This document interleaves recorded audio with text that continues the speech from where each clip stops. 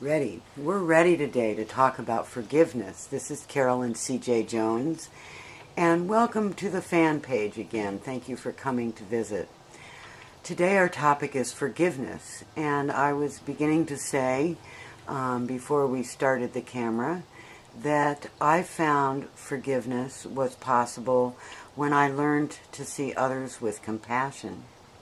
And I also found forgiveness was I was capable of forgiving when I did a self-appraisal, and I began to realize that I was doing the very same things that other people were doing for which I was not able to forgive them. Does that make sense? Yes. Okay. So I was doing the same things that I was condemning other people for. And when I realized that, I was able to forgive them.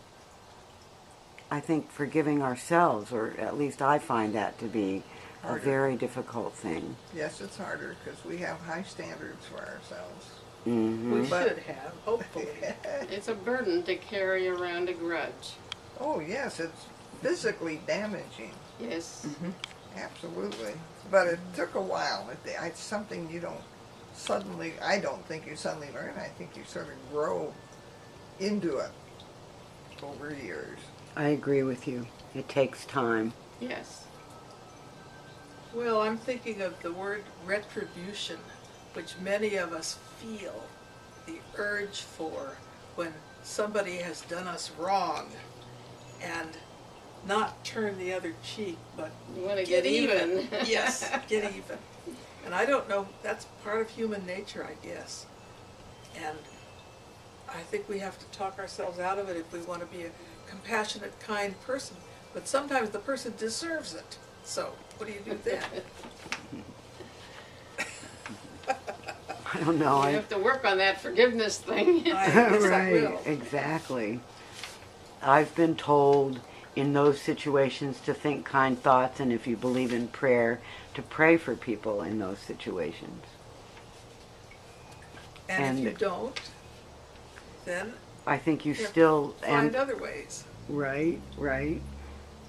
Or tell the person how good they are and how sweet and kind and gentle they are, and see if they believe you. See if they Is change, that honest? see if they change their ways.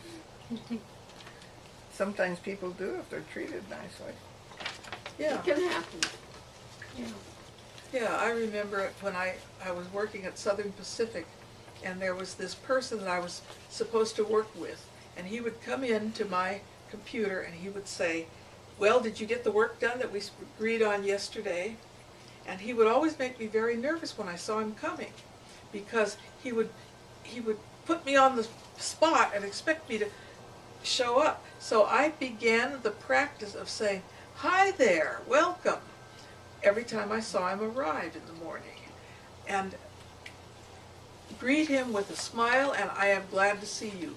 And he completely changed. Really? He no longer got on top of me, and so I think he was in a sense on the defensive, or he was angry or something, or he thought I was going to fail. I don't think that. Maybe he was afraid of you. He might have been. But when I started, I do remember deliberately making the effort. "Hello, how are you?" It paid off, didn't it? It did pay off. And I've used it since, but I can't think of an example. But did you like him better then, too? Yes, he we've came been good around. friends. We turned out to be good friends later on. It was Good. just that initial clash of his will and my will, and leave me alone and let me do my job. I was angry, and he was probably noticing it, and we clashed. And you worked that out. I That worked was it very out good. by smiling and greeting him happily when That's he good. arrived. Well, that's a good way And to I do didn't- that. I deliberately did that. I told myself to do that. It was a little act I put on, you know. Yeah, but they tell you smile, and the smile will come naturally eventually. It did. Right. He and I are good friends.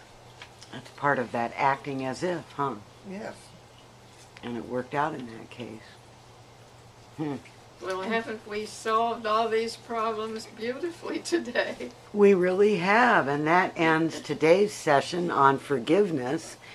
And join us tomorrow for acceptance of self. Thank you.